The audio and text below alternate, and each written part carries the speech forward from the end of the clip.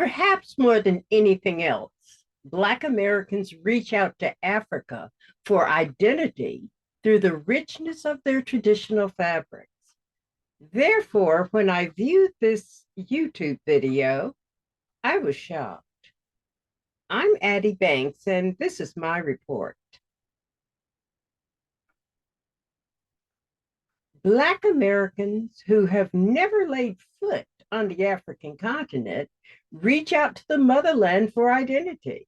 It is not unusual to find them wearing traditional African prints in celebration of heritage, even if they don't understand the meaning of the pattern, which tribe it represents, or the symbolism. Just to wear African attire, fabric, invokes a sense of pride. This video shows the pride and beauty restored within the culture from traditional fabrics. Lovelyn Nkeokeluonye imports traditional cloth from all over Africa, which she sells in her Johannesburg shop. When the Nigerian national opened this business 16 years ago, her stock was mostly from West Africa. When we started newly, it was like, what is this? What are you wearing? People was like, yeah, you look so different, what is this? But as time goes on, they begin to get used to it, they begin to love it, they begin to embrace it. Now, she sources materials from all over the continent, and more people are using them to make everyday clothing. Sebuma Robela is a regular customer. It makes me excited, it makes me happy. So it's almost like a feeling. He says one of the reasons South Africans have fallen in love with these prints is because of popular cultural festivals. Festivals like Afrochella, Afropunk, those festivals have been centered around celebrating African cultures. And therefore, when you go to these festivals, you wear your best African look, your best African fabrics. So now people are not only wearing that for festivals, they take it to the office, they take it to the clubs, they take it to work.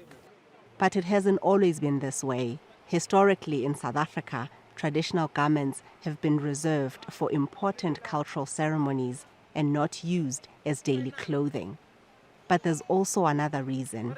Because of negative attitudes towards African cultures instilled during colonialism and apartheid, South Africans often didn't consider this clothing appropriate for professional settings or everyday wear.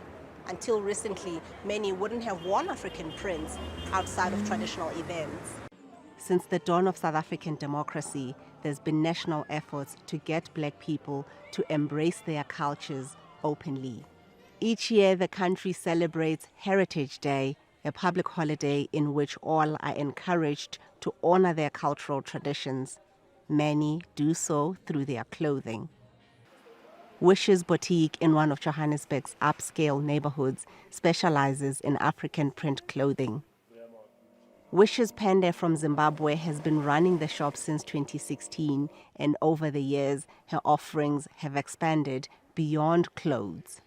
We only used to see these African prints in only clothes, but now people are loving these in a lot of things. Now we can get earrings, we can get bags, we can get cushions, and people are loving it more and more. Pende says while it's been good to see people's attitudes change, there's still some way to go. Western clothing still dominates local fashion, but she hopes that with time, traditional fabrics will be valued just as much as any other style.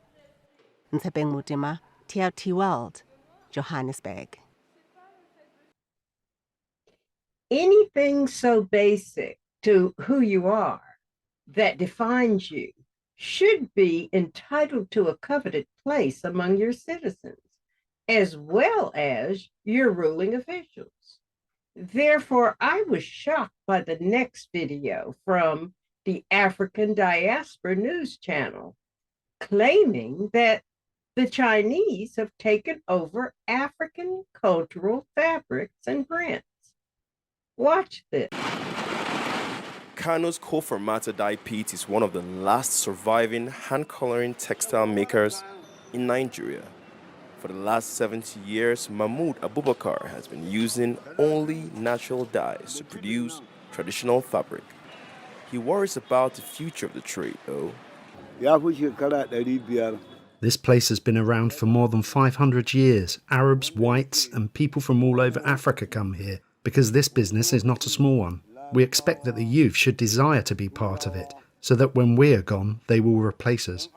However, designers say cheap Chinese manufacturing means it doesn't make good business sense to produce textile locally. Kano's Canteen Quarry textile market is the largest in Nigeria. The progress we have made in this business is that we now have our own graphic designer who draws the designs and sends them to China for them to produce the textiles and send back to us.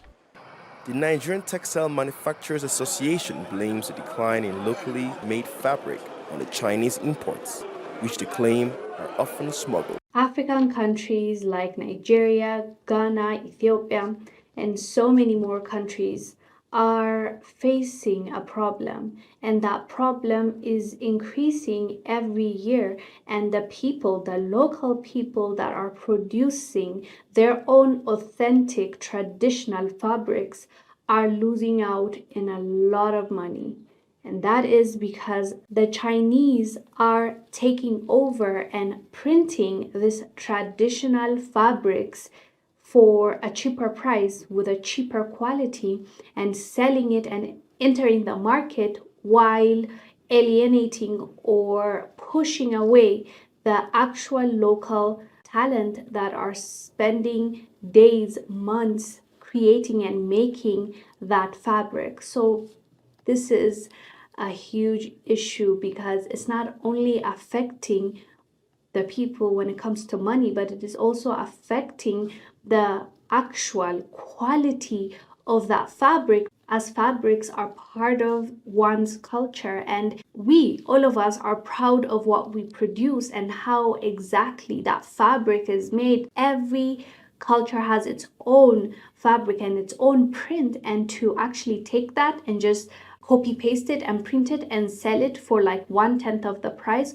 obviously is going to affect not only the monetary value, as I said, but it's also cultural appropriation, but in the worst possible way. They're not taking it to wear it and celebrate those people's cultures. They're taking it so that they can get money off of it, and they're changing the fabric because they're not producing it the same way these people are producing it. What the Chinese are doing is pretty generic. They are copying and pasting it on random fabric and selling it. That's why they're able to sell it for cheap. But these people, these cultures, they spent years and years trying to come up with that and settle on something that represents them in the best way possible, but they are being deprived of that. What defines you as a nation, a people? What do countries protect as identity that is shared among the people? African countries have been criticized severely for runners away from homeland. For so many countrymen and women, any country away from home is a prize, be it England, Germany, Italy, Canada, America, and even China. What do you do to protect your homeland? You're open to losing your homeland if not protected. The continent with the largest resource pools on Earth appear to be sources of wealth for other nationals. Taking care of home and homeland citizens builds homeland. We will continue to watch this growing continent as it seeks new levels of respectability in a demanding world.